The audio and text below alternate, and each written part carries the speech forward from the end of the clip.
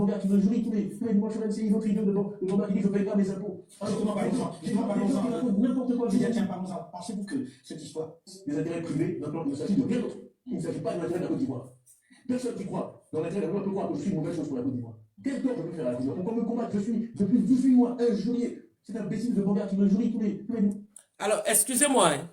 Moi, j'ai écouté ça, j'ai vu un bébé politicien qui était en train de pleurer. Mais tiens, il n'y a rien qui a encore commencé. Dans cette bataille que tu es là, rien n'a commencé encore. Toi, tu pleures. Mais non, il ne faut pas pleurer comme ça. Parce que ce sont des pleurs, ça. Un vrai guerrier, ça ne pleure pas. Ça tient. Tu n'as pas le cardio, ça se voit. Tu es fragile, ça se voit. Moi seul, si je me lève et que je me mets à taper sur du Thiam pendant un mois, il va être hospitalisé. Tu es fragile. Ça se voit que tu n'as pas le cardio et tu es fragile. Tu pleures vite. Mais c'est toi qui aimes critiquer. C'est toi qui te retrouves dans des endroits en ambigus. Les gens qui veulent déstabiliser la Côte d'Ivoire, on te retrouve là-bas, en coalition avec eux. Mais c'est toi qui n'as pas de cardio.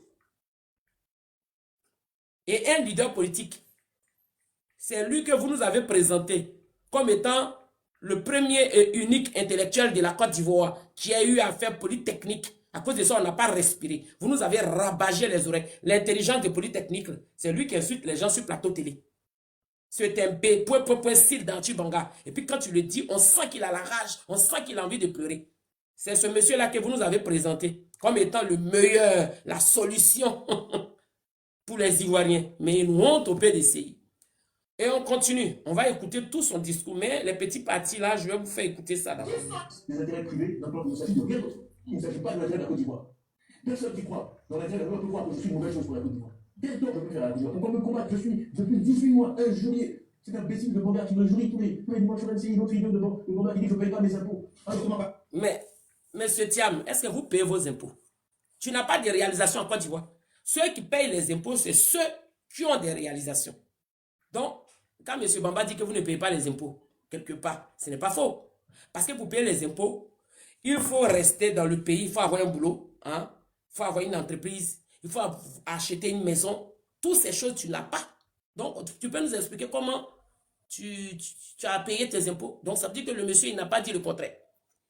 Et merci de montrer aux Ivoiriens, que toi-même, tu viens là me donner raison dans la description que je t'ai donnée. Je te remercie pour cela. Parce que beaucoup vont comprendre, à chaque fois quand je te décris, d'autres pensent que c'est un acharnement spécial. Mais non, ça n'a rien à voir.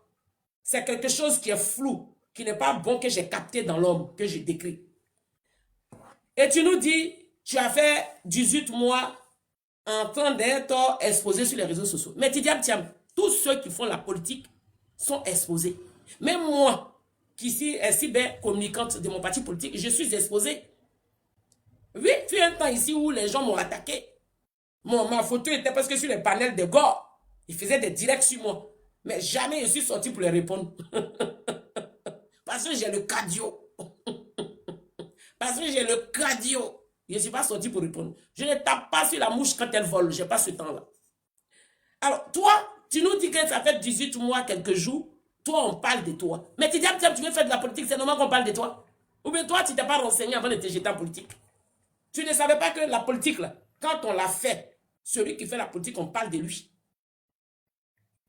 Mais toi, tu veux faire de la politique, puis tu ne veux pas qu'on parle de toi. Mais tu veux faire la politique, on ne va pas parler que des bons côtés de toi. Il y a ton côté sombre qui va sortir. Il y aura des gens qui vont le fourner dans ta vie et qui vont faire sortir tous les petits trucs que tu as cachés. Mais c'est tout à fait normal qu'on parle de toi. Toi, tu fais de la politique et tu ne veux pas qu'on parle de toi. Mais on est où là? Mais si tu ne veux pas qu'on parle de toi, ne fais pas la politique. Continue à être le démarcheur en assurance que tu as toujours été. Là-bas, au moins, personne ne parlera de toi. Tu seras dans l'ombre. Mais à partir du moment où tu veux faire de la politique, en plus, tu veux être président de la République d'un pays, mais c'est tout à fait normal qu'on parle de toi. On ne doit pas parler de toi parce que toi, tu es qui? Même Oufo Boigny était le premier président, on l'a critiqué. Pendant 18 ans et demi, le docteur Alassane Ouattara a été traqué. Traqué par Rikonan Bédié, traqué par Gbagbo Laurent. Insulté, humilié, même humilié sa propre famille, qui n'avait rien à voir. Humilié tous ses collaborateurs.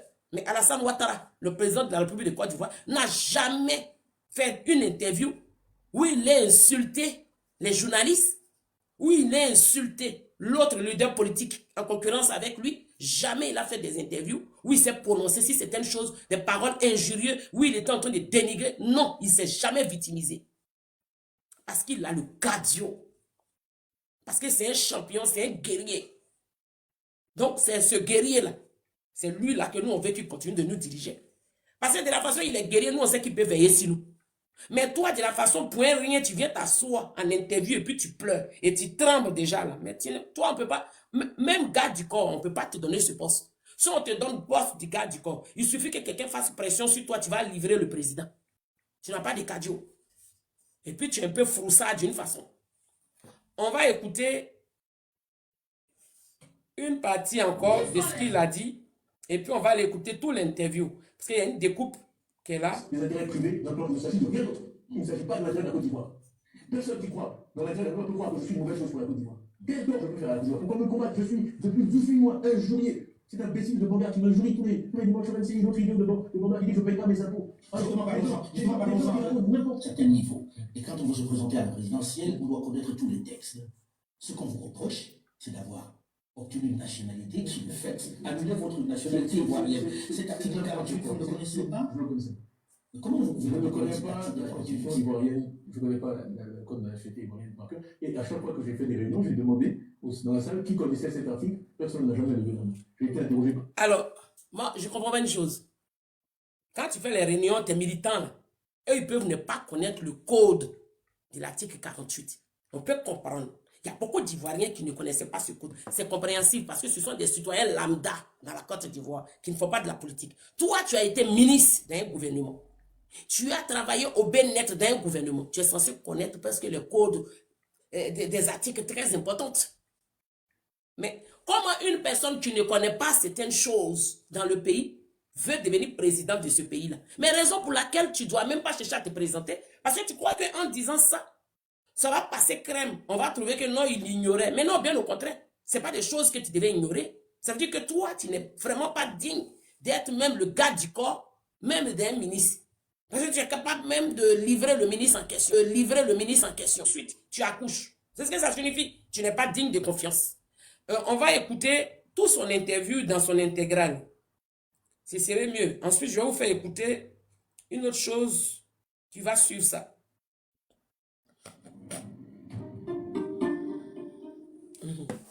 A-t-il encore une chance d'être candidat à la présidentielle d'octobre prochain en Côte d'Ivoire?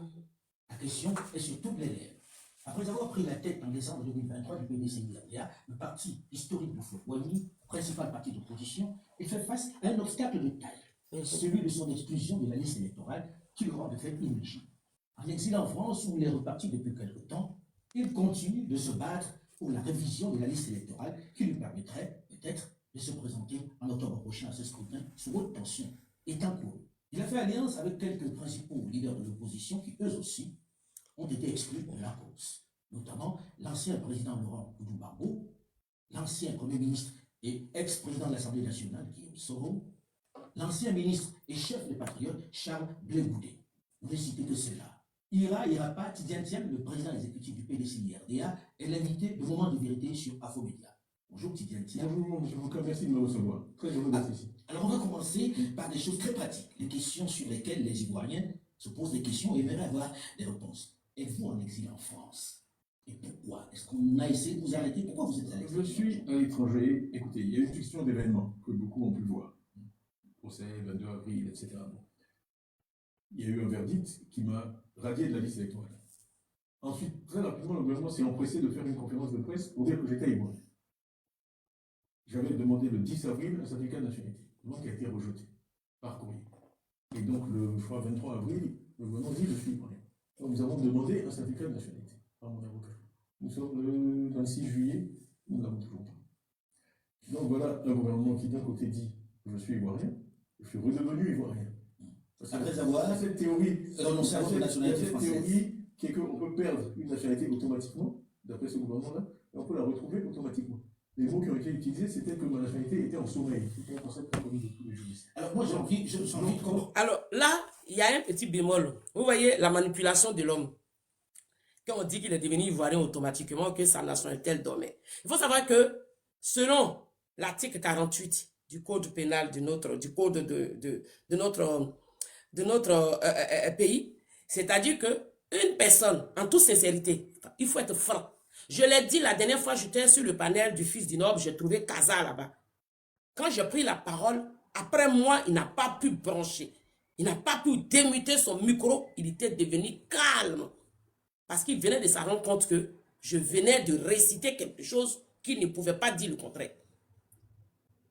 Tidiane Thiam a demandé la nationalité française en 1987. Il n'est pas français d'affiliation. Il a demandé la nationalité française en 1987. Et la loi est très claire. Une fois que tu demandes la nationalité d'un autre pays étant majeur, tu as 15 années, je dis bien 15 années, pour renoncer à la nationalité de ce autre pays, mais si c'est de ce autre pays que tu as demandé. C'est-à-dire que Thiam, en 1987, quand il a demandé la nationalité française, il était toujours ivoirien encore. Il lui fallait 15 années, c'est-à-dire de 1987 jusqu'en 2002. Thiam était toujours ivoirien. C'est d'ailleurs pour cette raison qu'il a pu être le ministre d'Henri Konan Bédié, parce qu'il était toujours ivoirien. Parce que quand il demande la nationalité d'un autre pays, peu importe, on voit que la France, mais tu peux demander la nationalité ghanéenne, la nationalité nigérienne, c'est le même cas, la même procédure. N'importe quelle nationalité que tu vas demander en étant majeur, c'est la même procédure. Tu as 15 ans pour te retraiter. Et les 15 années de Tidiane Thiam ont pris fin en 2002. Donc, partant de 1987 jusqu'en 2002, si Tidiane Thiam avait décidé que bon, il gardait sa nationalité ivoirienne, il pouvait renoncer à la nationalité dont il avait demandé. Là, il n'avait pas besoin de faire une démarche de réintégration ou quoi que ce soit pour avoir la nationalité. C'est très clair. L'article 48 de notre code de nationalité explique clairement les choses. Ce n'est pas moi qui le dis. Allez-y, lisez l'article. Alors donc, Tidiane Thiam, quand il a demandé la nationalité française, de 1987 jusqu'en 2002, il n'a jamais cherché à garder la nationalité ivoirienne. Parce que 15 ans plus tard, c'est-à-dire que si en 2002, là, il avait rejeté la nationalité française, là, il était ivoirien sans problème. Actuellement, il pouvait être candidat sur la liste électorale.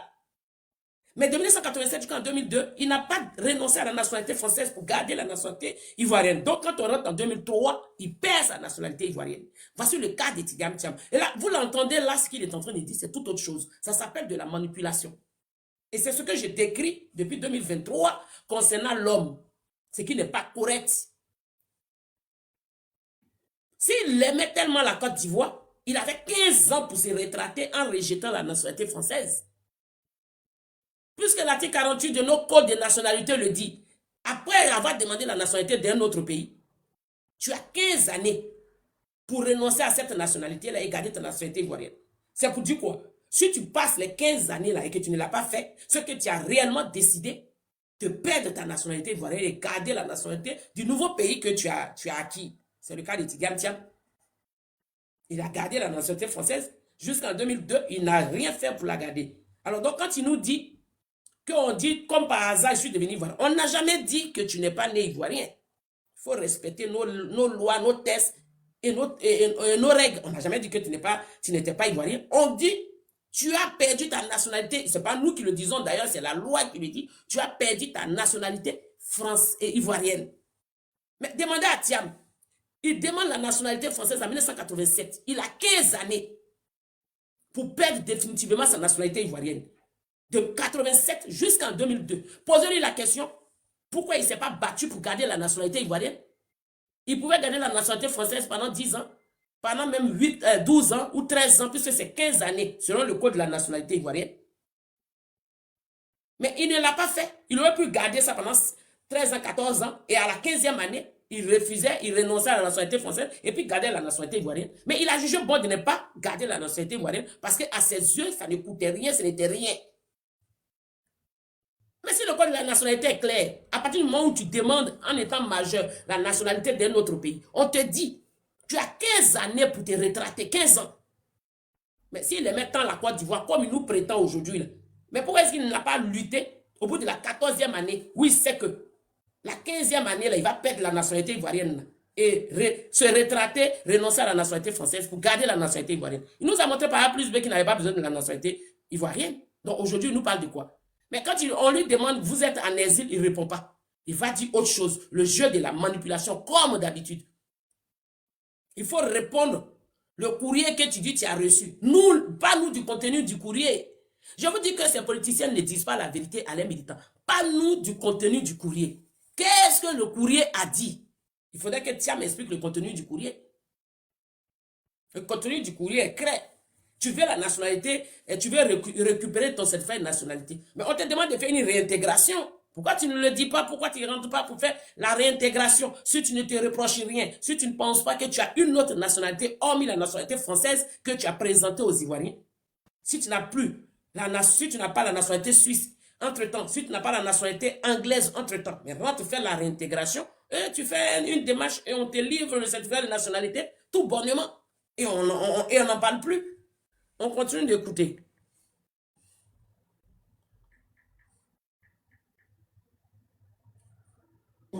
Est-ce que vous êtes en exil ou est-ce que vous êtes ici?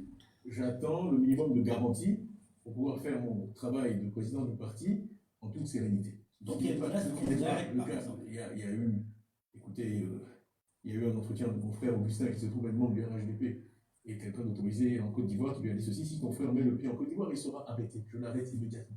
Pour quel motif il faut poser? Regardez-moi ce genre de choses. Ton frère Augustin te dit, mais tu es en train de mettre ton frère Augustin dans le problème. Parce que si ça verrait que ce qu'il a dit est une diffamation, Augustin risque d'aller répondre devant le tribunal. Ah oui, parce que ça, j'interpelle nos autorités.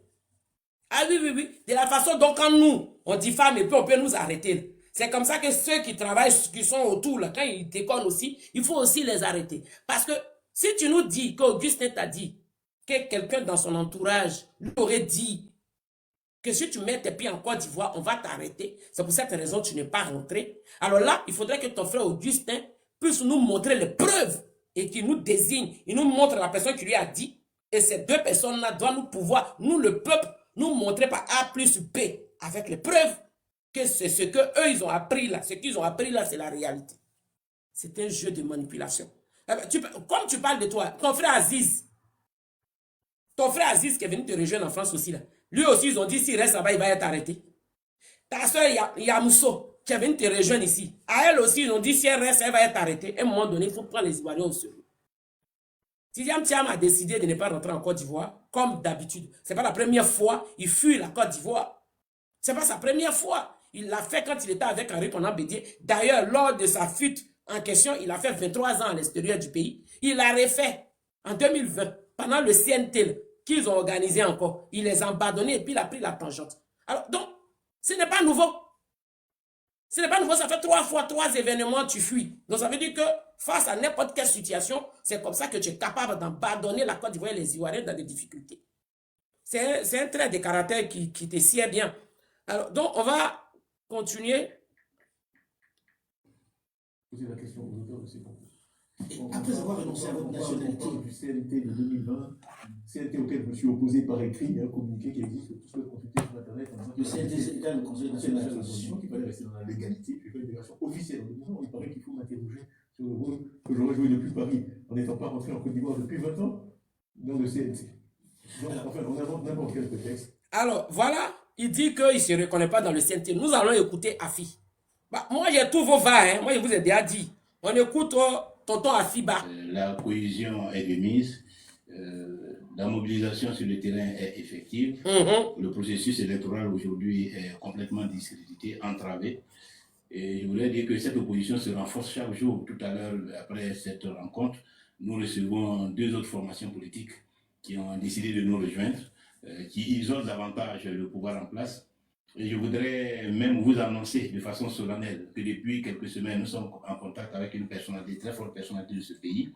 Et en l'occurrence, notre frère le ministre Tidiane Thiam, le ministre Tidiane Thiam, et il m'a chargé, et je voudrais profiter de votre micro, il m'a chargé d'annoncer officiellement et solennellement au peuple de Côte d'Ivoire qu'il a décidé de rejoindre l'opposition et que désormais il est avec nous dans ce combat contre la dictature d'Alassane Ouattara. Alors, voici ce que Afi nous dit. Il m'a chargé de vous annoncer qu'il rejoint notre combat, celui de faire l'affront au président Ouattara en 2020. Il rejoint. Mais attendez, Afid va parler à ton nom pourquoi si tu n'as pas donné ton aval. Afid dit, je vous parle d'un frère, on reprend un peu la partie. Et puis on va écouter ce que Thiam a dit. Rencontre, nous recevons 2 autres formations politiques qui donnent davantage le pouvoir en place. Et je voudrais même vous annoncer de façon solennelle que depuis quelques semaines, nous sommes en contact avec une personnalité, très forte personnalité de ce pays. Et en l'occurrence, notre frère le ministre Tidiane Thiam, et il m'a chargé, et je voudrais profiter de votre micro, il m'a chargé d'annoncer officiellement et solennellement au peuple de Côte d'Ivoire qu'il a décidé de rejoindre l'opposition et que désormais il est avec nous dans ce combat contre la dictature d'Alassane Ouattara. Et que désormais il est avec nous. Alors, tu peux nous dire ici, Tidiane Thiam, pourquoi Afin Guessan va parler à toi ton nom pendant que toi tu n'as pas donné ton avis? Parce qu'il ne faudrait pas quand même... Il y a tellement de choses qui se disent sur mon compte. Aujourd'hui, je vais être un peu plus ouvert. Alors, on va y aller progressivement. Pourquoi Afin va prendre l'initiative de faire une sortie publique? Afin, ce n'est pas quand même n'importe qui. Il a un niveau d'études, rempli de diplômes. Et il a travaillé dans plusieurs domaines. Il n'est pas quand même n'importe qui a été Premier ministre également de Gbagbo Laurent. Pourquoi Afin va se lever? Si c'était d'un grain de thé qu'il avait dit ça et que c'était les ont dit, celui-là a dit, là, je pouvais comprendre. Mais il a pris la parole publiquement devant la nation. Et il dit que tu l'as chargé d'annoncer que tu es avec eux pour cette CNT-là. Et aujourd'hui, au micro dans l'air Foka, tu viens nous dire non. Toi, tu as dit non. Mais à un moment donné, ton soi-disant oncle ou grand-père Henri Konan Bédié avait dit, quand vous voulez mentir au peuple, ayez pitié de ceux qui vous écoutent. Nous, ayez pitié de nous. Nous, qui vous écoutons. Mais tu peux nous expliquer dans quel intérêt Afin Guessan va sortir et rendre public ce que toi, tu n'as pas dit. Tu peux nous expliquer ça? Parce que la va est là. Hein. Je viens de faire écouter. Afin dit, tu l'as chargé d'annoncer au groupe de CNT de 2020 que tu les rejoins dans le combat contre la dictature du président Ouattara. Ce sont les récits textuels d'Afin Guessan. Mais toi, au micro d'Alain Foka, tu nous dis le contraire. Mais tu n'es pas digne de confiance. Je l'ai dit depuis 2023. J'ai dit, toi, tu es un Brutania. Un Brutania. Je l'ai dit depuis 2023. Mais la preuve est là. Hein. Parce que de jour en jour, tu es sorti. Et tout ce que tu dis, ça concorde avec l'analyse que j'ai faite de toi. On continue d'écouter. C'est intéressant quand même. Hein? Vraiment très intéressant. Hier, je vous disais ici, avant de fermer mon panel, que le président Ouattara est le genre de personne que tous ceux qui s'attaquent à lui, finalement, on aurait dit qu'il y a quelque chose qui le pousse. Mais ils viennent s'asseoir et ils se dévoilent. Je n'ai même pas fini de fermer ma bouche. Et puis on a vu l'interview de Thiam hier avec Alain Foka. Et matin, je suis assise. Hier, je le disais concernant le président Ouattara. J'ai dit, le président Ouattara, c'est un envoyé de Dieu. Un envoyé de Dieu. Tous ceux qui viendront contre lui là, seront exposés publiquement. Mais ce n'est pas ça que Thiam vient de faire. Il n'est pas exposé publiquement. Quand il vient insulter Atibanga, il le traite de MB, alors qu'il est un homme politique. Quand il vient et puis dit les choses et que nous on écoute les VAR et c'est le contraire, il n'est pas exposé comme ça. Il est exposé. Et il est exposé de quelle façon? De façon publique. Puisque son interview est rendue publique. On continue d'écouter. Jouez seulement avec les gens que Dieu envoie. Pourquoi est-ce qu'il y a quelque temps, le même Alassane Dramane Ouattara vous a donné un passeport ordinaire? D'abord, quand je l'ai vu, je lui ai dit que je n'avais plus de papier ivoirien. Donc il était bien clair que j'ai bien dû vivre pendant toutes ces années avec une nationalité. D'accord? La française. Oui. Donc le fait que j'étais français était connu de tous. On m'a révélé les papiers que je n'avais plus. On a même fait un film institutionnel dans l'ambassade de Côte d'Ivoire. Pour fêter, j'ai rempli les formulaires. Sur le président Ouattara? Bien sûr, bien sûr. Et quel était le deal? Parce que si on ne vous a pas donné 500 deals, monsieur Thiam, il y avait un deal quand même. Absolument pas de deal. Absolument Je pas vais de vous deal. poser la question de façon très Absolument claire. pas de deal. Je vais vous Il a raconter- été dit que vous lui avez promis que vous ne serez C'est pas quand- candidat je vais vous s'il raconter- était candidat lui aussi. Je vais vous raconter cette histoire, c'est plus tellement promu par beaucoup de gens. Voilà, je vais vous dire au moins ce qui s'est passé. Donc, en 2022, après avoir eu mon passeport en juin, je ne voulais pas rentrer en Côte d'Ivoire avec un passeport français. Voilà, tout est venu. Sinon, j'aurais pu prendre un passeport. Je voulais revenir dans mon pays, étant parti en 2000, après un coup d'État, dans des conditions très douloureuses pour moi, je ne voulais pas revenir avec un passeport français. Donc, c'est pour ça que j'ai obtenu le passeport ivoirien. Le passeport vert, ils m'ont dit que la valise diplomatique passait seulement de temps en temps, que j'avais droit au passeport diplomatique, mais il aurait fallu que j'attende que la valise passe à l'ambassade de Paris. C'est pour ça qu'ils m'ont donné un passeport. Il n'y a pas de deal. Mais pour fournir un passeport vert, quand même, ça ne se donne pas comme ça, on regarde les documents. J'ai vu la difficulté avec laquelle, par exemple, le président Gbagbo a eu du mal à avoir j'ai le dossier, j'ai donné la certificat de nationalité qui a été délivré à Toulouse, ma famille est allée chercher. J'ai donné Mais vous aviez cette- Mais je ne comprends pas une chose. Hein. Vous voyez, la vie est simple. C'est nous qui la compliquons. Mais Tidiane Thiam nous dit ceci. Alors qu'on entend de dire que tu n'as jamais eu la nationalité, machin. Maintenant, si toi, tu trouves que on t'avait donné un passeport, qu'il y a toutes les preuves là. Mais il faut publier. Ou bien ça ne se fait pas. Tu publies. Puisque, d'autant que vous avez l'habitude de publier les choses. Moi, je le dis ici tous les jours. Hein. Si ceux-là, ils avaient des preuves qui compromettaient le président Ouattara, on ne serait même pas en train de parler d'eux, on serait en train d'attaquer le dossier qu'ils ont publié. Mais excusez-moi, moi je suis accusé d'un fait que je ne me reconnais pas. Et j'ai les preuves de l'accusation qui n'est pas réelle qu'on me reproche.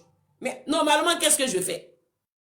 Si on m'accuse d'un fait que je ne me reconnais pas dans ce fait, et j'ai des preuves qui attestent ce que moi je dis, du fait que je ne me reconnais pas dans les faits, mais la logique aurait voulu que je rende ça public si je suis une femme politicienne ou une femme politique, pour ne pas entacher mon image, pour ne pas me mettre en discompte avec des personnes qui m'apprécient et autres, mais je publie, je rends ça public. Et sans faux fuyant. Pourquoi est-ce que j'irais garder ça bonnement, en tout secret, alors que je suis en train d'être sali? Vous en connaissez combien de personnes qui sont innocents, qui ont les preuves de leur innocence et qui les gardent et puis ils acceptent d'être salis? Moi, en tout cas, je n'en connais pas. Je n'en connais pas. De façon volontaire, je n'en connais pas. Quelque chose qui peut redorer ton image, quand tu as ça, mais tu publies. Mais pourquoi Thiam qui nous cite tout ce qu'il dit qu'il a là? Mais pourquoi est-ce qu'il ne rend pas public? Mais le même Thiam nous avait dit ici que il a eu sa nationalité par affiliation. Par affiliation, c'est-à-dire que son père était français et grâce à son père, il est devenu français. Ça s'avérait faux. Ça s'avérait faux. Parce que quand son père se faisait naturaliser ivoirien, il était sénégalais. Il était sénégalais, ça veut dire que son père avait déjà perdu sa nationalité française, déjà à Dakar. Il nous a dit ici, même ses communicants sur les réseaux sociaux, nous ont dit qu'il a eu la nationalité française par affiliation. Mais qu'est-ce qui empêche Thiam, qui dit qu'il a eu la nationalité française par affiliation, de montrer le document de son père? Nous avons vu Jean-Yves Sceau, qui a eu sa nationalité française par affiliation par son père. Il a publié pour lui. Il a juste caché, mais mis un trait pour cacher l'adresse et certains points clés. Mais il l'a présenté. Mais qu'est-ce qui empêche Thiam de présenter celui de son père, vu qu'il dit qu'il a eu même la nationalité française par affiliation? Vous voyez, dès le début, il y a une manipulation, il y a une désinformation qu'on nous sert. Et puis il y a un mensonge qui est servi. Il a eu sa nationalité par affiliation. Ils acceptent maintenant qu'il ait demandé sa nationalité en 87. Maintenant, il est en train de nous dire qu'il a eu un passeport ivoirien. Et que, mais pourquoi est-ce que tu ne nous présentes pas toutes ces preuves-là? Toutes ces preuves qui, selon toi, tu es innocent. Quand on te colle des étiquettes, mais présente-nous les preuves. Mais nous, on t'entend parler. Bon, si tu es capable d'aller en coalition avec ceux qui ont déstabilisé la Côte d'Ivoire autrefois, mais qu'est-ce qui t'empêche de montrer les preuves? D'autant que tu n'es pas en Côte d'Ivoire. Il faut nous montrer aussi la preuve de ce que ton frère a dit. Qu'il aurait entendu que s'il rentrait en Côte d'Ivoire, tu allais être arrêté et emprisonné. Il faut nous montrer toutes les preuves de ce que tu dis, parce que nous sommes les Ivoiriens curieux. Et nous, les enfants d'Ado, la nouvelle génération, les nouveaux enfants, la Côte d'Ivoire nouvelle d'Ado, nous, on est comme Saint Thomas. Nous, on croit à ce qu'on voit. Tout à l'heure, là, tout à l'heure, quand tu as dit que tu n'as jamais contribué à CNTL, j'ai fait écouter Afi.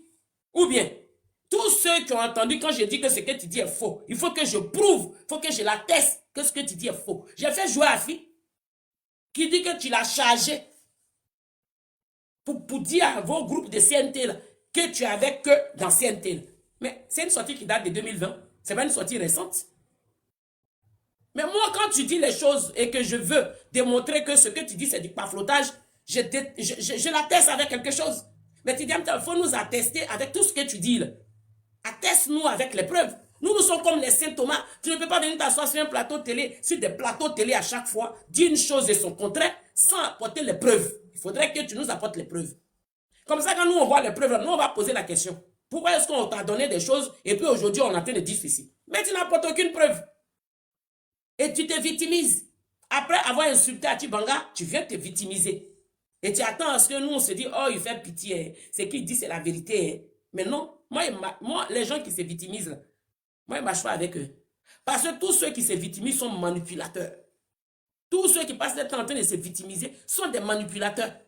Et moi, je n'aime pas les manipulateurs. On continue d'écouter.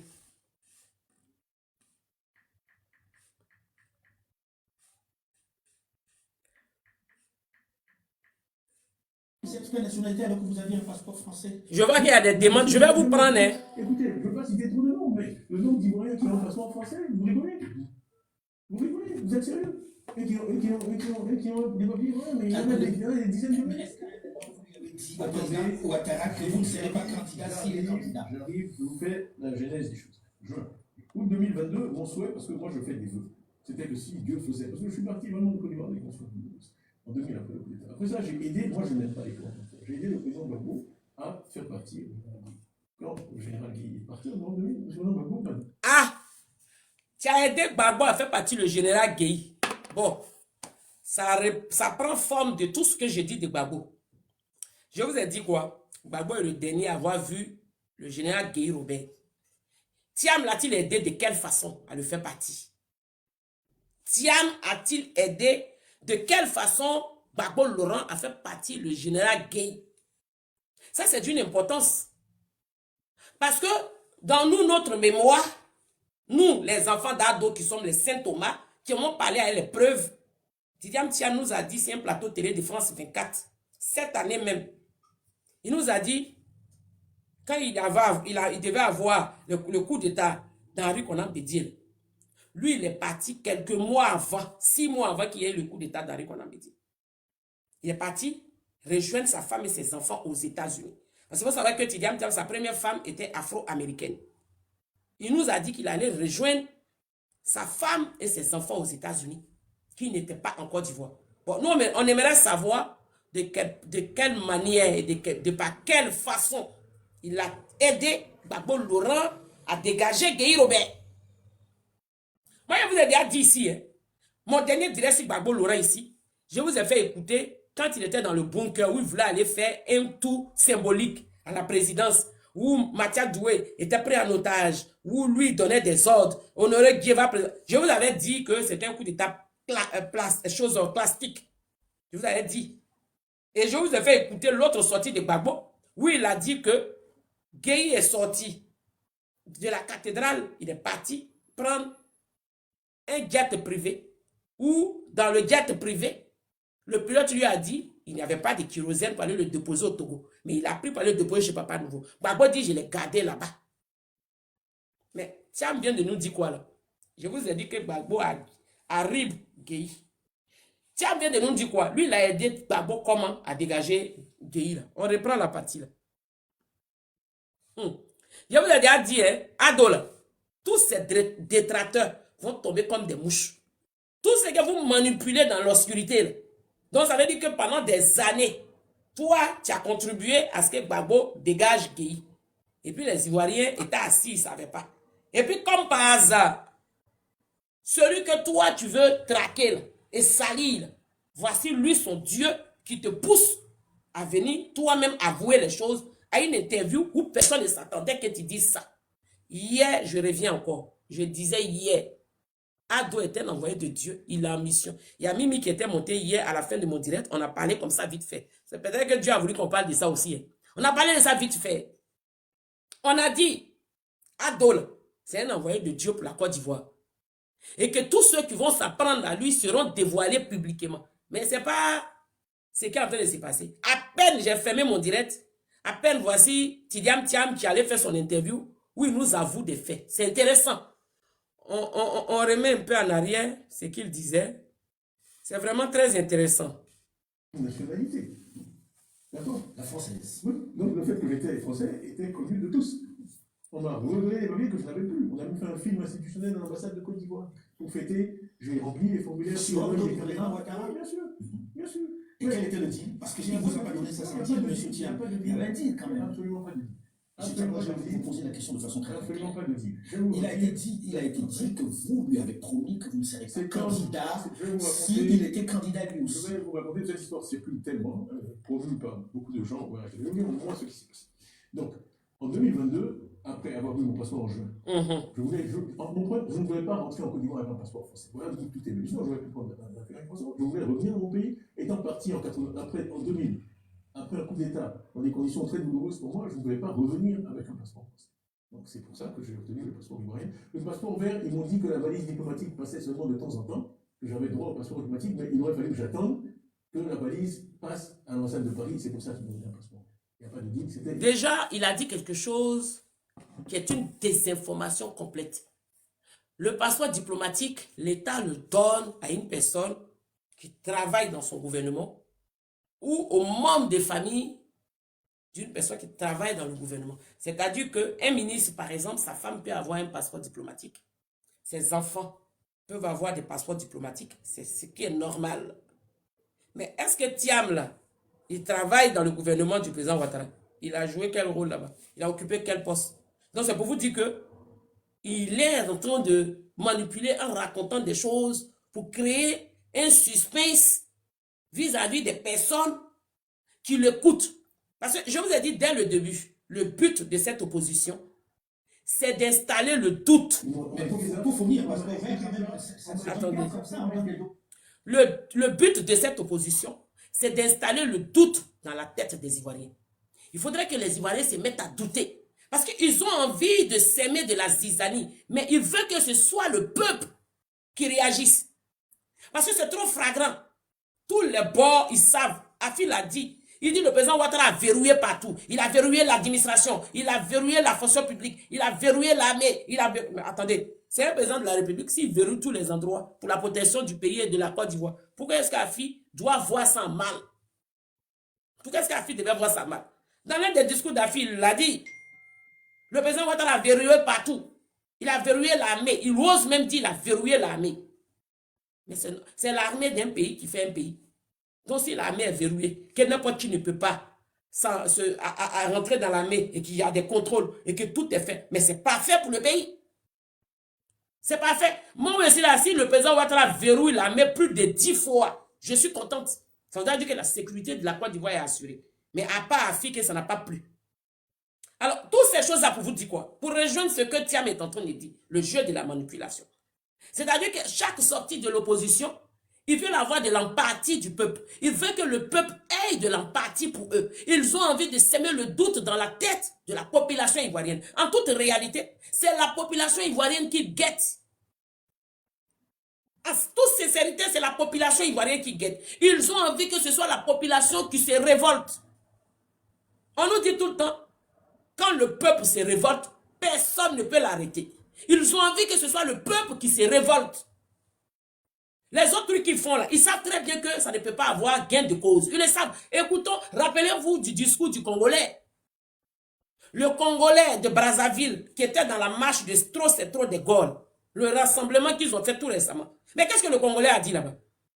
Il a dit les choses pour leur faire plaisir. Mais vers la fin, il a dit qu'il faudrait que la Côte d'Ivoire puisse rejoindre l'AES. Que si la Côte d'Ivoire rejoint l'AES, c'est bouclé. Ils pourront faire affront à qui ils veulent. Mais pourquoi ce Congolais a-t-il tenu ce langage, ce discours-là lors de cette marche? C'est le peuple vise. Ils veulent que le peuple ivoirien ait ras-de-bol du RHDP. et que le peuple se dise, on ne veut plus d'ADO, on ne veut plus du RADP, et que le peuple sorte dans les rues.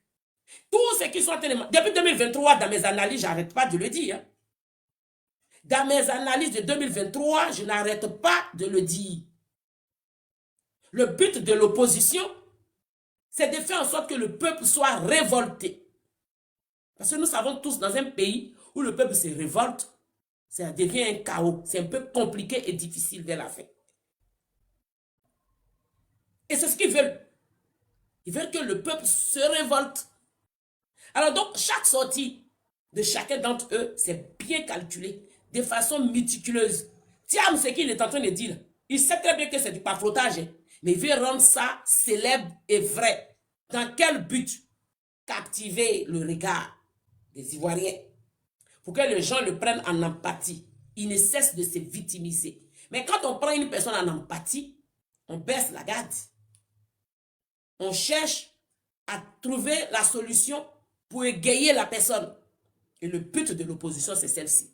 Prendre une personne en empathie. Sinon, tu fais de la politique. On t'accuse des faits que toi, tu prétends ne pas avoir pris connaissance.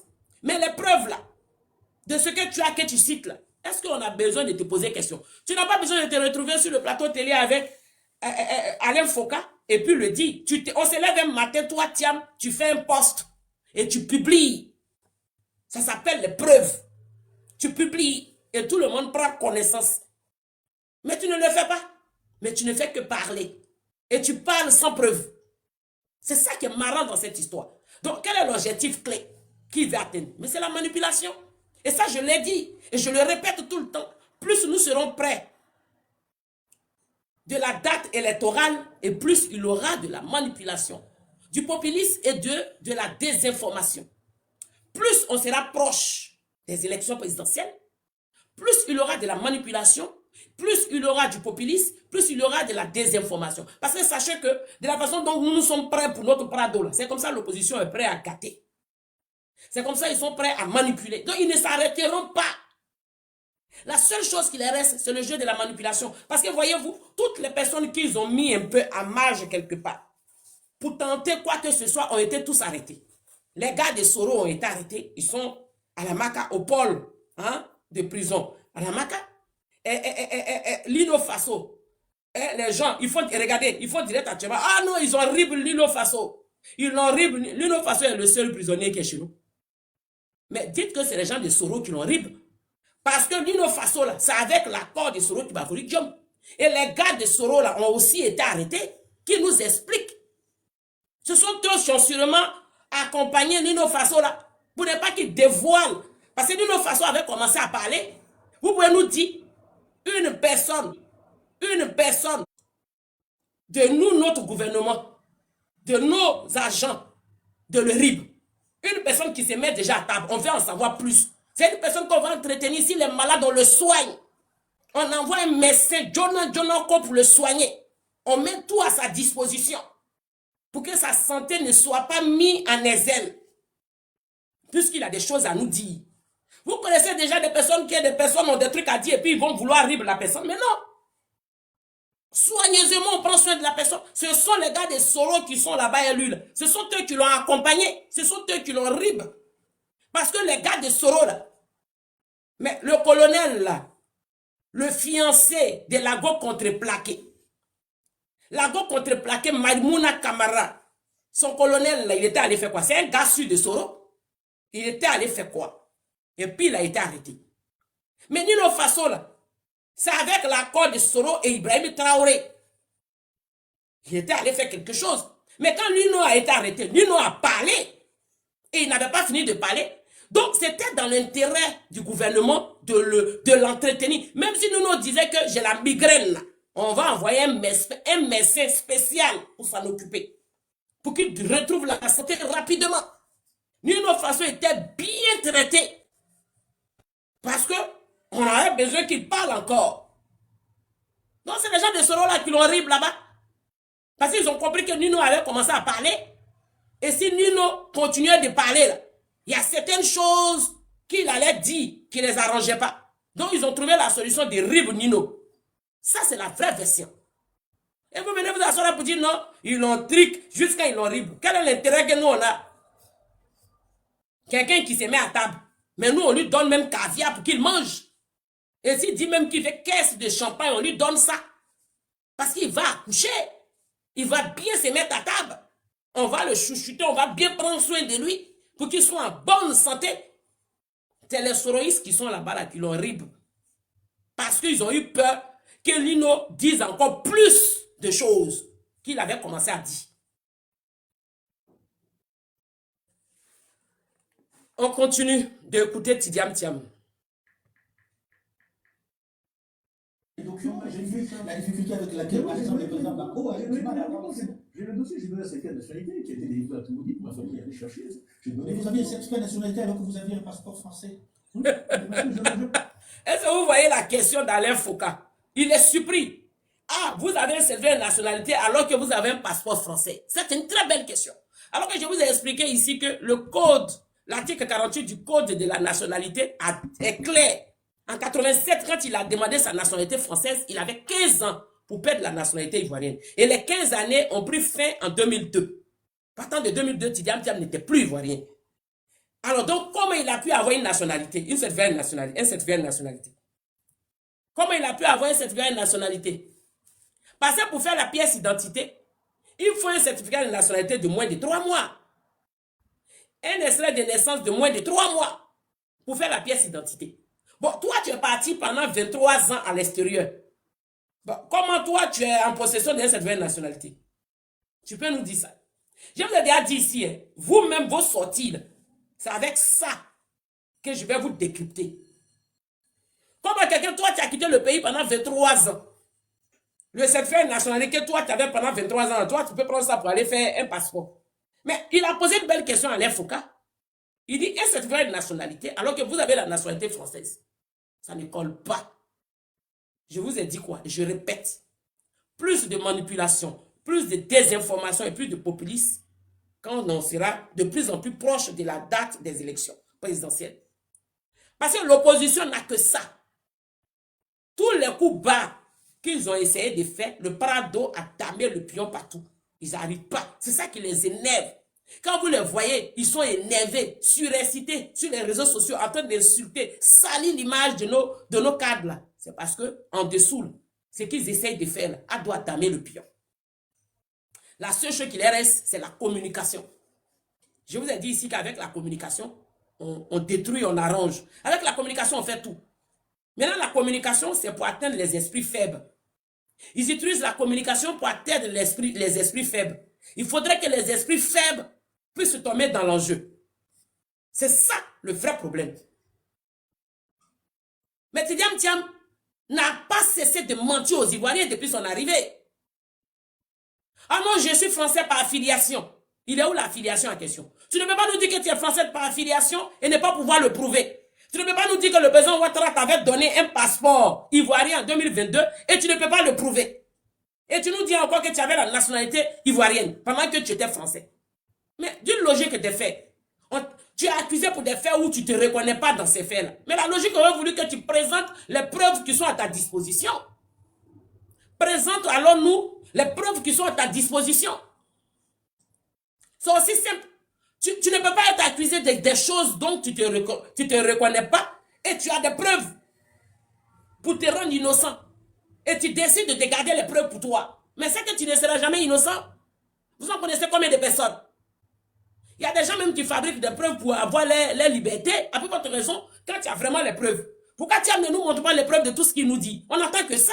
Nous sommes des tests, les saints Thomas. Nous croyons en ce que nous voyons. Moi, je crois à ce que je vois.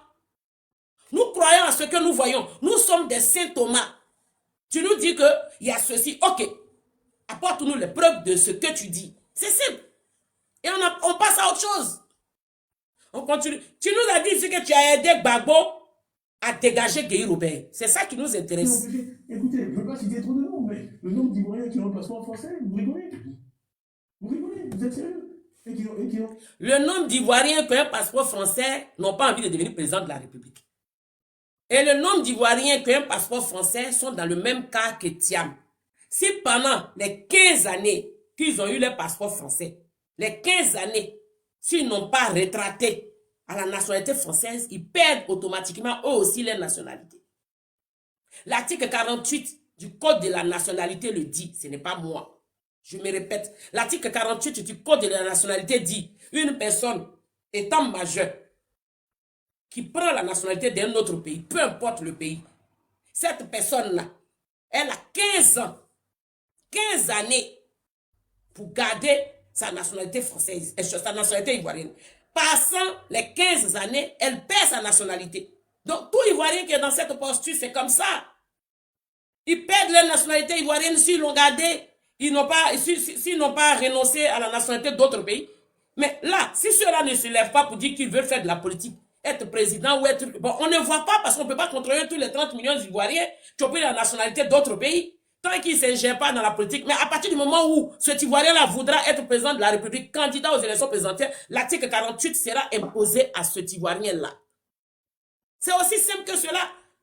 Ça veut dire que vous nous ramenez cette histoire de Thiam comme s'il est le seul et unique qui a eu la nationalité ivoirienne à qui on a imposé ces choses. Mais non, ça concerne tout Ivoirien. C'est une histoire qui est générale. En grosso modo, c'est tous les Ivoiriens qui sont concernés. Mais vous nous faites de la récupération comme si on a fabriqué quelque chose et qu'on a pris et on a collé à Thiam. Alors que cet article a été créé en 1961, révisionné en 1972 ou 73 là, par Houphouët-Boigny. Donc pourquoi vous nous fatiguez? On continue.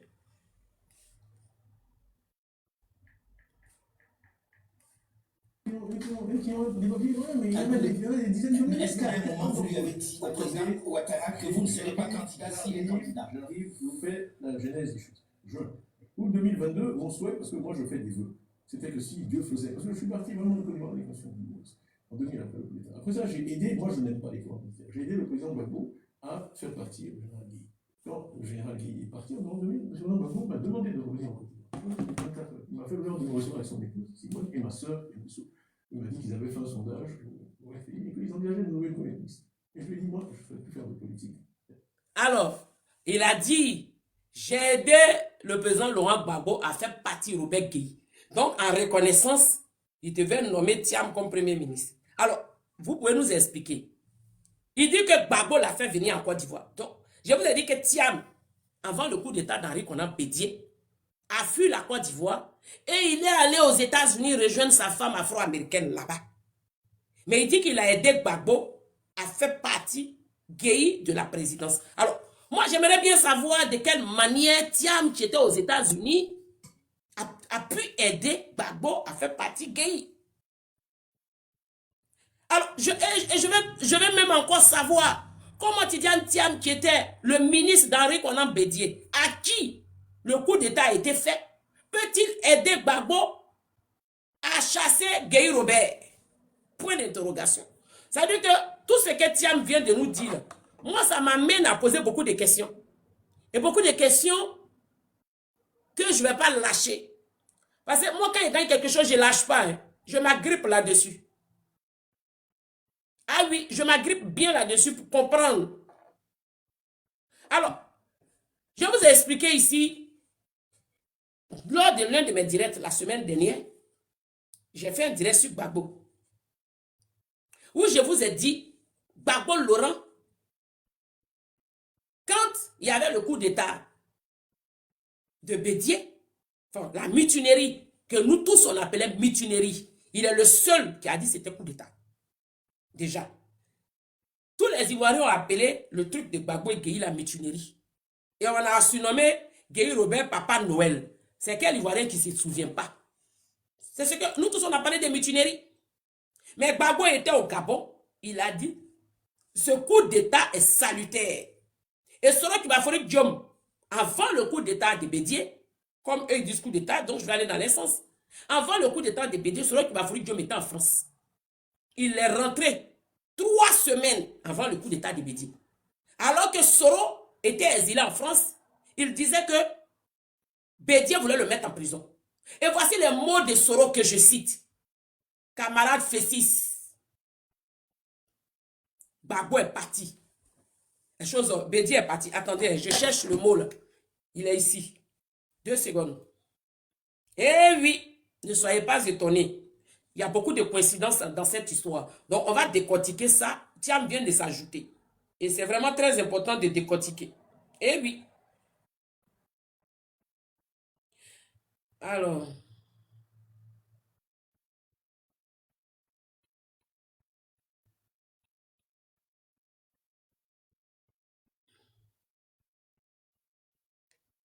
Ah, attendez, hein. Famille, likez, partagez, s'il vous plaît. Likez, partagez.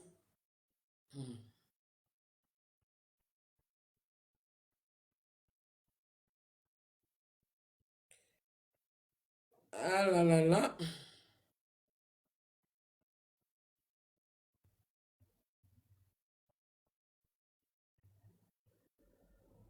Voilà. C'est-à-dire que Soro Kibafori Diom a dit, cher Fessis, nous sommes heureux. Bédié est parti. Alors que Soro Kibafori Diom, qui était exilé en France au temps d'Henri Konan Bédié, disait que Bédié voulait l'emprisonner. Donc il a fui pour venir s'exiler en France. 3 semaines avant que Bédié parte du pouvoir, Soro est rentré en Côte d'Ivoire. Et Gbagbo a fait semblant de se retrouver au Gabon. Et Tidiane Thiam avait déjà fui la Côte d'Ivoire en abandonnant Henri Konan Bédié et en allant rejoindre sa femme et ses enfants aux États-Unis. Et dès qu'il y a eu la mutinerie, tout le monde parlait de mutinerie. Papa Noël, Gueye, Papa Noël. Mais Gbagbo dit, ce coup d'État est salutaire. Qui avait parlé de coup d'État? Gbagbo dit coup d'État est salutaire, Soro répond avec une autre phrase. Et il fait sortir la fessie dans les rues. Je l'ai dit ici dans mon analyse ici. J'ai dit que Soro et Gbagbo ont fait le coup d'État à Bédié. Parce que quand Bédié s'est retrouvé en France, sa première prise de parole qu'il soit rentré en France, il a dit qu'on vient de me faire un coup d'État. C'est-à-dire que la précipitation de Soro Kibafori Diom en Côte d'Ivoire, 3 semaines avant que Bédié ne quitte le pouvoir, c'était pour organiser avec ses gars. Ça veut dire qu'il avait planifié avec Gbagbo. Et remarquez que Gbagbo est rentré avec l'avion présidentiel du père Bongo.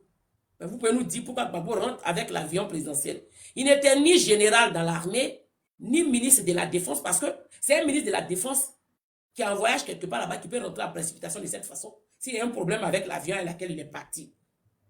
C'est un général qui est en déplacement, qui peut effectuer ces choses-là rapidement, en montant dans l'avion présidentiel du président du Gabon pour rentrer en Côte d'Ivoire, en toute précipitation.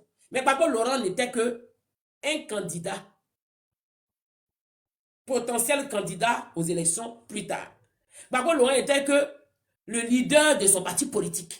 Quelqu'un même qui n'a même pas pu payer les 20 millions pour être candidat aux élections face à Gueye Robert. Donc, il était financièrement diminué. Mais, ça veut dire qu'il n'avait pas trop d'importance là. Il n'avait pas un mot important à dire qui allait arranger la situation. Pourquoi Gbagbo n'a pas pris le temps de prendre un vol ordinaire comme tout le monde pour rentrer en Côte d'Ivoire? Il a pris l'avion présidentiel de Bongo pour rentrer, pour montrer que là, il va être le président. Lui et puis son fils Soro Kibafori Diom ont organisé le coup d'État qu'ils ont fait à Bédié. Et Tidiane Thiam vient de s'ajouter à cette sauce. Tidiane Thiam dit, j'ai aidé Gbagbo à dégager Gueye. Mais quand Gbagbo est rentré, il a envoyé sa troupe parce qu'il avait déjà corrompu certaines personnes dans l'armée et dans la gendarmerie. Il a envoyé ses troupes, il a envoyé ses militaires là pour aller dire à Gueye de venir. Tout le monde savait que Gueye Robert rêvait de devenir président, puisqu'il était en résidence surveillée à Kabakouma par Oufoué-Boigny, et que Bédié l'avait laissé dans cette... Au contraire, Bédié même avait triplé même la surveillance de Gueye, puisqu'il connaissait déjà l'histoire de 1990 où Gueye a voulu faire coup d'état au Oufoué. Alors donc, Gbagbo pour moi, selon mes analyses toujours, et Soro Kibafori Diom ont dit à Gueye, il faut être le président de transition. Et quand va arriver l'heure des élections, il y a une seule personne qu'il ne faudrait pas qu'il figure sur la liste électorale. Alassane Ouattara. Parce qu'il a une cote de popularité. S'il est sur la liste, nos plans est gâté. Il sera président. Soit le président de transition, moi, Gbagbo, je deviendrai le président. Et après, je vais céder la place à Soro. Depuis lors des années 2000, Soro voulait être président de la République de Côte d'Ivoire. Ça n'a pas commencé aujourd'hui. Hein. Suivez, regardez entre les lignes. Soro voulait être président de la République de Côte d'Ivoire depuis. Ce n'est pas maintenant qu'il a cette envie. Ah non, non, non. C'est partant de son accord avec Gbagbo Laurent.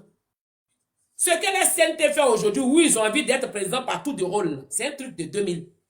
C'est-à-dire que Gbagbo devait être président, devait faire un mandat. Soro devait faire un mandat. Selon mes analyses, en fonction de tout. Et je vais expliquer le cas de Thiam dedans. En fonction de tout. Et par la suite, Gueye qui allait se rendre civil et aussi être aussi président par tout de rôle. Voici ce que ces trois-là se sont dit. Mais sauf que Gueye Robert, c'est un militaire.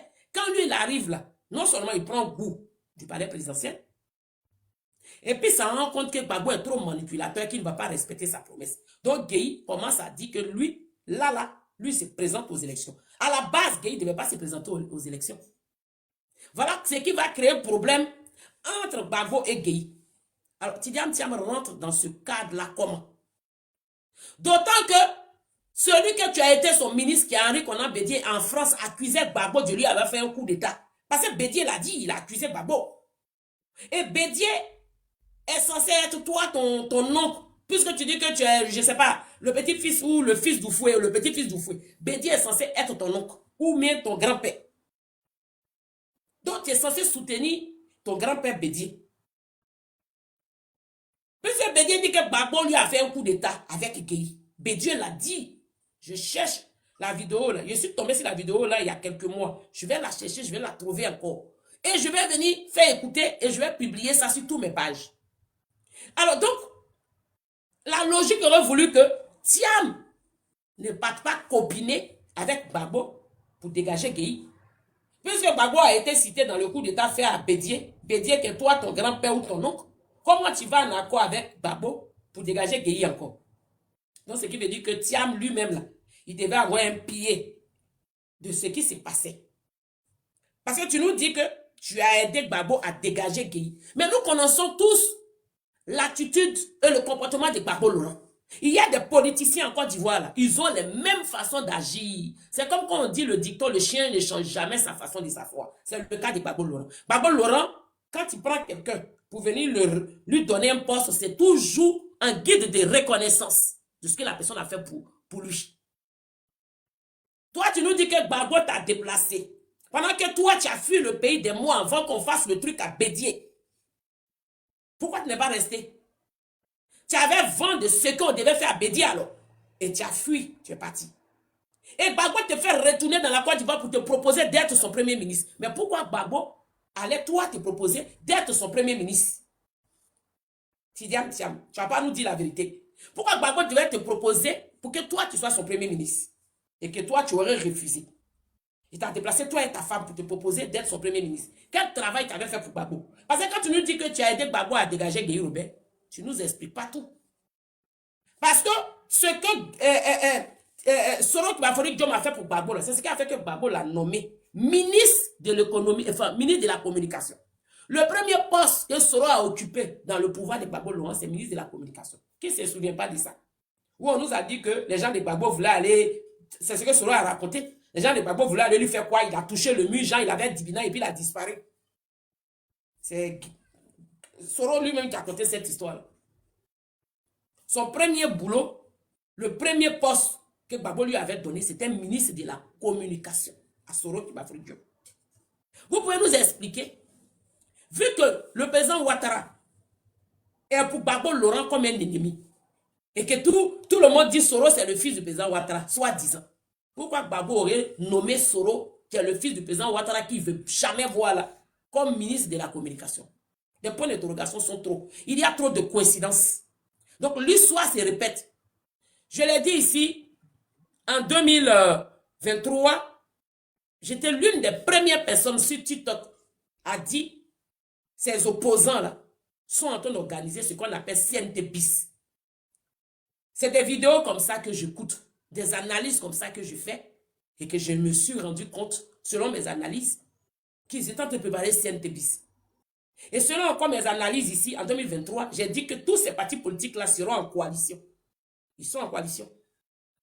Et j'ai toujours dit ici que Tidiane Thiam est la pièce maîtresse de cette coalition. Tidiane Thiam est effectivement la pièce maîtresse de cette coalition. Pourquoi? Parce qu'ils ont besoin de ces députés et ces maires. Et ils n'en ont pas.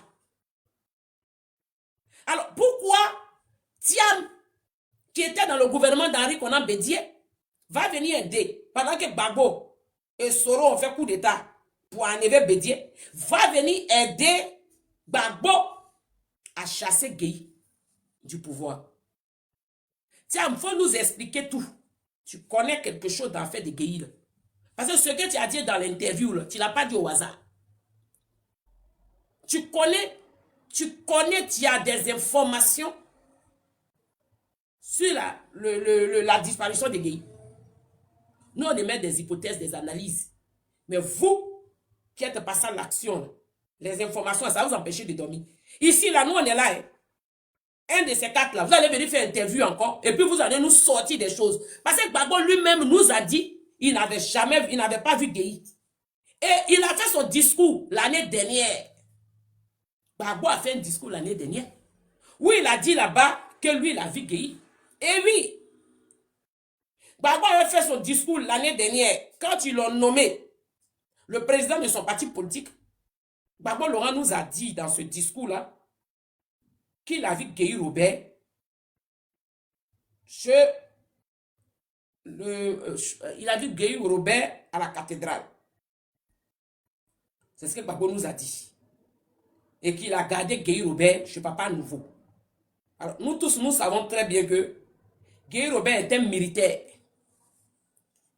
Et un général se promène toujours avec ses gars du corps.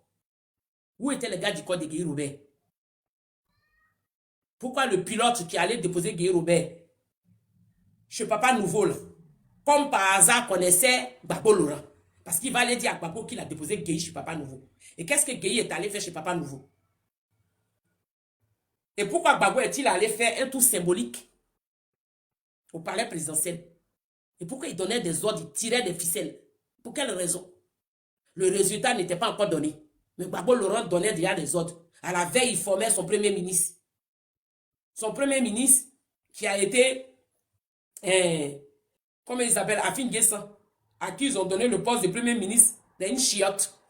Comment quelqu'un à qui on donne premier ministre d'une chiotte, vous pensez que lui, il peut avoir des réflexions pour l'avancement du pays? Mais jamais. Alors, nous allons rapidement écouter, c'est entre parenthèses, on va continuer à écouter Tidiane Thiam, mais il y a quelque chose de très intéressant dans ce que Thiam a dit, donc ça vaut le coup d'approfondir cela. Voilà.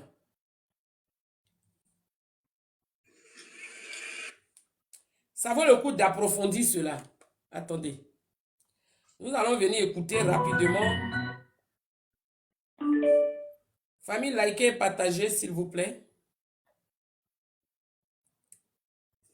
C'est vraiment très, très important. Likez et partagez. Alors donc, ça veut dire que Thiam et Gbagbo trament il y a longtemps. Ils copinent ensemble il y a longtemps.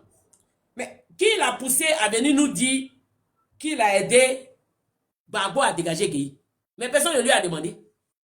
Je vous ai dit qu'Alassane Ouattara, c'est un enfant béni par Dieu. Alors, on écoute Gbagbo.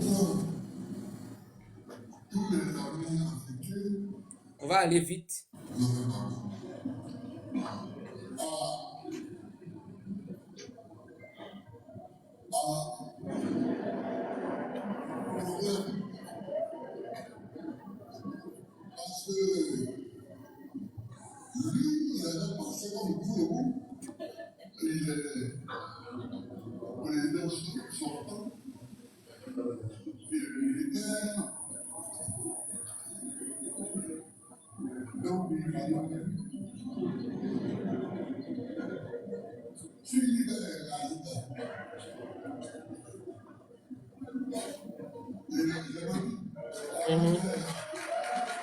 Attendez.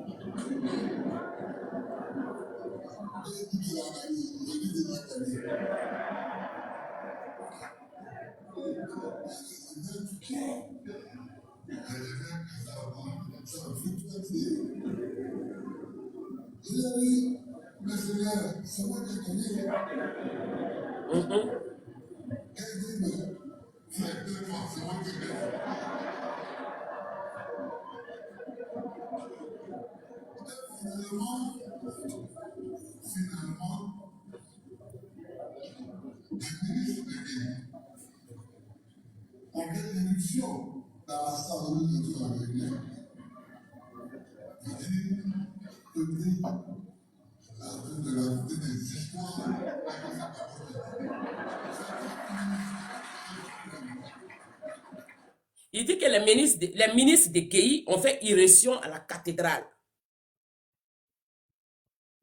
Les ministres de Guéhi ont fait irruption à la cathédrale. Et ils lui ont dit, à Guéhi, c'est Gbagbo qui a gagné. Écoutez bien, hein? Ils lui ont dit que c'est Gbagbo qui a gagné. Mais il va nous dire que Guéhi est parti tout seul. Donc ces ministres-là sont restés à la cathédrale sûrement. Guéhi est parti tout seul. Donc ces ministres sont restés à la cathédrale. Et Guéhi Robert, c'est un général, un capitaine même à des gardes du corps. Donc un général, il a plein de gardes du corps. Alors, on nous dit qu'on n'entend pas bien, donc je vais mettre ça ici, comme ça. Je pense que après ça, cette vidéo, et puis on va changer d'emplacement. Vous voyez, l'histoire de la série est une histoire difficile et longue.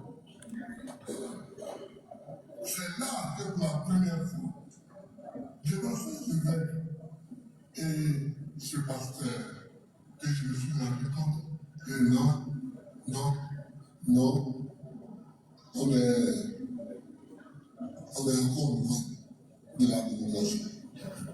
On écoute bien ce qu'il va dire. Cette élection-là, comment quelqu'un peut se lever pour dire c'est moi qui gagne? C'est moi.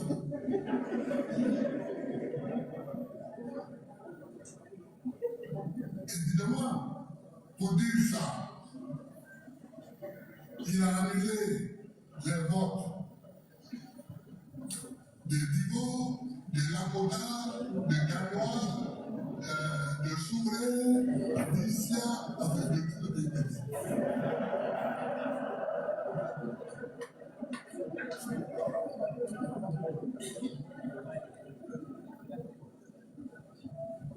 D'abord, il vient de la culture des courants d'ailleurs.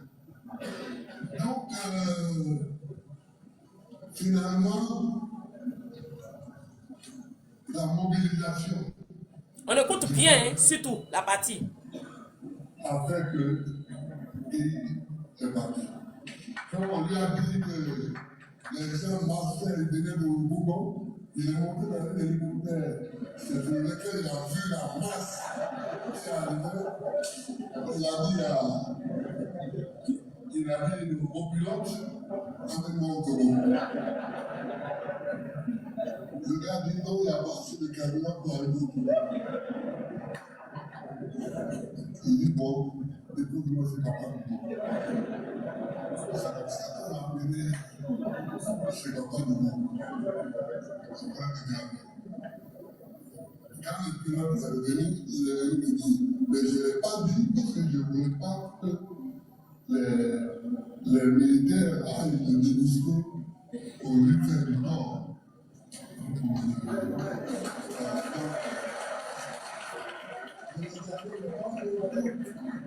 Ses amis à lui. Alors, vous pouvez nous dire, il nous dit, un général, je vais te donner la parole tout de suite, 2 minutes s'il te plaît. Un général, j'essaie de démontrer un peu ce qui s'est passé réellement avec ce que Thiam nous a dit hier. Et puis, le comportement de Gbagbo quand il était au Gabon, de la façon il est rentré, de la façon, Soro Gbagbo Diom est rentré en précipitation en Côte d'Ivoire 3 semaines avant le coup d'État fait à Bédié, quand nous on connaissait que c'était la mutinerie, mais eux ils ont dit c'est un coup d'État.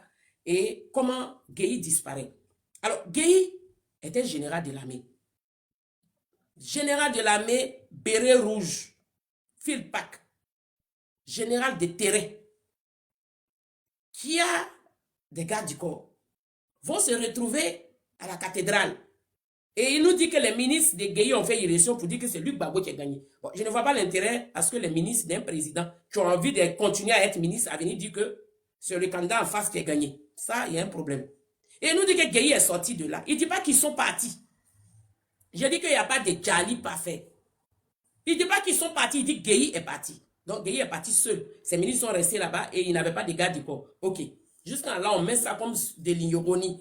Mais la partie où c'est encore pire, il nous dit qu'il allait prendre un hélicoptère. Nous savons tous qu'on ne peut pas prendre un hélicoptère comme ça. Gueye n'avait pas un hélicoptère à son nom. Il va aller prendre l'hélicoptère, ça veut dire qu'il faut programmer parce qu'il y a les gens qui louent. Ça, c'est un. Et secondo, un hélicoptère, un appareil volant, quand il finit ses tours, quand il se pose, il fait d'abord le vidange et après il fait le plein en kérosène. Bon, Gbagbo vous dit qu'il est intelligent, il a diplôme, il part d'essence dans l'hélicoptère. On ne met pas essence dans l'hélicoptère. Dans tous les appareils volants, c'est kérosène, on met dedans. Ça, c'est un. Vous voyez, il y a trop de choses bizarres. Et l'appareil volant qui est au sol, il y a kérosène. On fait toujours le plein. Même sa voiture, on ne laisse jamais la voiture vide. Le réservoir vide. Non, ça va gâter le moteur. Le pilote dit, il ne peut pas aller déposer Gueye au Togo parce qu'il n'a pas de kérosène dans l'hélicoptère. Mais il a le temps de prendre Gueye là avec kérosène comme par hasard pour aller le déposer chez Papa Nouveau. Pourquoi Gueye irait chez Papa Nouveau? Et bizarrement, le même pilote comme par hasard, il connaît Gbagbo. Il se déplace, il va à la présidence. C'est-à-dire que lui, il ne demande pas audience, il rentre à la présidence comme il veut. Il va à la présidence, il va dire à Gbagbo ce que Gueye lui a dit de faire et que lui n'a pas fait, mais il a déposé Gueye chez Papa Nouveau. Et Gbagbo nous dit, j'ai gardé Gueye là-bas. Quelqu'un qui est général, qui a des gardes du corps, toi, tu peux le garder quelque part. Ça ne tient pas la route. Et une chose, à la cathédrale, il a dit, quand Gueye a appris que les gens de Yopougon sont en train de marcher pour venir, pourquoi Gueye aurait l'information des gens de Yopougon qui sont en train de marcher pour venir? Alors que les gens de Yopougon, c'est fier de Gbagbo Laurent. Donc c'est Gbagbo lui-même qui a inventé cela. Il y a trop de points d'interrogation, trop de creux, trop de trucs vides. Pour expliquer quoi? Ceux qui connaissent véritablement ce qui est arrivé à Gueye Robert, il y a Soro Kibafori Diom, il y a Gbagbo, et puis sûrement Tidiam Thiam. Puisque Thiam nous dit ici, dans son interview avec Alain Foucault, c'est pas moi qui le dis, c'est lui qui le dit. J'ai aidé Gbagbo à dégager Gueye. Alors que Thiam était aux États-Unis quelques mois avant qu'il y ait le coup d'État fait à Henri Konan Bédié. Puisque Gbagbo va dire que c'est un coup d'État, nous on disait c'est mutinerie. C'est Gbagbo qui nous dit c'est coup d'État. Bédié il arrive en France, il dit on m'a fait un coup d'État. Que Gbagbo m'a fait un coup d'État. Pourquoi Thiam, qui était le ministre de Bédié, va aider Gbagbo que Bédié accuse qu'il lui a fait un coup d'État pour dégager Gueye Robert? La logique aurait voulu que Thiam soit fâché avec Gbagbo parce qu'il a fait coup d'État à Bédié qui fait que lui, Thiam, il perd son poste de ministre. Il a été ministre de Bédié que même pas un an, presque un an. Donc normalement, la colère doit être là. Donc Thiam ne peut pas copiner avec Gbagbo pour dégager Gueye. Bien au contraire, il va peut-être copiner avec Gueye pour dégager Gbagbo parce que c'est ce qu'une logique demanderait. Mais ici, Thiam nous dit, j'ai aidé Gbagbo a dégagé Gueye. Et que Gbagbo m'a appelé, moi et ma femme, nous a fait venir à Abidjan. Il m'a proposé le rôle d'être son premier ministre que j'ai refusé. Nous connaissons très bien le boulanger. Il ne peut jamais te déplacer, toi qui as travaillé dans le gouvernement de Bédié, qui venait de renverser, qui n'a jamais aimé. Il va t'appeler, puis il va te nommer poste de ministre. Tiens, il faut bien nous expliquer les choses. Je l'ai dit ici une fois, j'ai dit que eux là, ils échangeaient déjà ensemble. Mais ils viennent de me donner raison. Ils échangeaient déjà ensemble avant que Thiam ne se lève pour venir au pays, pour dire que lui, il veut devenir le président de la République de Côte d'Ivoire. Il échangeait avec toute l'opposition. Que ce soit Gbagbo, que ce soit Guillaume, que ce soit Simone, ils échangeaient à tous les coups. La preuve est là. Donc, c'est du cinéma qu'ils ont séduit aux Ivoiriens. Des gens, ils ne se causaient pas. C'est maintenant, ils se sont rapprochés parce qu'ils ont un ennemi en commun. Mais c'est faux. Tout ça, là, ils ont manigancé ça depuis. Mais le seul problème, c'est qu'ils ne savaient pas que Ado a damé les pions depuis des années. Parce que le Paradol, c'est un guerrier. Il les a damé le pion depuis des années. Eux, ils ne savaient pas. Et ils découvrent au fil du temps que pendant qu'ils manigançaient les trucs là, où eux, ils ont lavé leur visage actuellement là, Ado est déjà passé là-bas, ça fait des années. Ta, bonjour. Désolé, hein. Comment tu vas, chère sœur? Je vais très très bien. Ben, dis donc, moi je sais pas si je dois dire, je t'ai écouté avec une attention, toujours content de t'écouter, Merci. hein, mais vraiment, si c'est le sujet, monsieur Tidiane Thiam, hier, j'ai été, comme dirait un de mes grands frères, étant donné que Tidiane Thiam, il est financier, il s'est démonétisé. Il a été d'une, je sais pas, d'une éloquence spectaculaire dans la bêtise. Je suis vraiment désolé de le dire. Nous sommes ici, comme on dit, c'est la politique. On veut diriger les Ivoiriens, mais ce que nous on a vu hier dans cette interview, bon, vraiment, moi je pense que Dieu nous aime. Vraiment, Dieu nous aime. Ah, ça. Parce que si ce monsieur-là était sur la liste électorale et on devait faire une compétition, mais je ne sais pas ce qui allait se passer. Mais si ce monsieur-là, je pourrais dire, il pète les plombs pour un monsieur Banga ou un monsieur Doumbia, ben, si on avait déterré sa maman, qu'est-ce qu'il allait dire? Si on avait insulté, traité de Burkinabé, si on avait vraiment déjà tous ses collaborateurs, si on avait emprisonné ses collaborateurs et lui-même aussi, si on avait fait un mandat d'arrêt international sur lui, qu'est-ce qu'il allait dire? Si on avait interrogé sa maman pendant des heures, pour lui demander est-ce que ton enfant là c'est ton enfant, qu'est-ce qu'il allait dire? Donc moi, deux fois, j'ai écouté hier, il est parti d'incohérence en incohérence. Je ne sais pas si tu sais, Chris. Hier, ce monsieur-là nous dit qu'il est rentré en août 2022. Il a demandé une audience au président. Et lui, d'où il sort, il va aller poser la question au président s'il veut être candidat. Mais tu sors d'où? Et puis toi, tu arrives en 2022, tu vas lui poser la question. Et puis, si c'est en 2022,